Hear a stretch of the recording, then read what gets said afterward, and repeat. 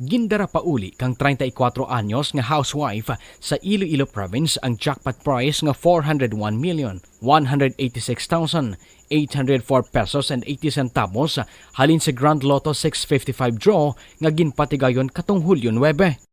Ginbuel kang winner ang premyo kadya, 16 kadlaw matapos nagdaag sa loto.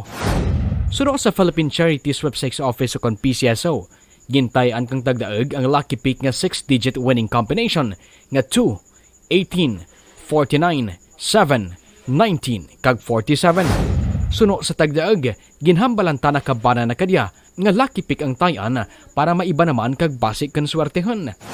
Dugang na, mas nauna pang anang kulba sang sa kalipay bangod nagpamilikid siya sa seguridad nanda ganigin paligad anay ang darwa ka semana antis double ang premyo. Suno sa winner, anam rin katuig nga tanang nagataya tub-tub nga nangin instant multi-millionaire.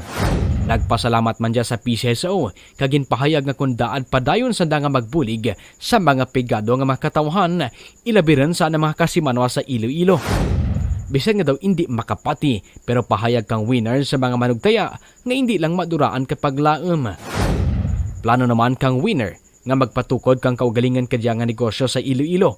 Magtugro sa simbahan kag sa pira ka mga charity institutions agad makabulig sa mga imol. Naman-an nga base sa Republic Act 1169, valid kang sang katuig ang mga lotto ticket humalin sa adlaw nga nagabutan o kung nagdaag dya.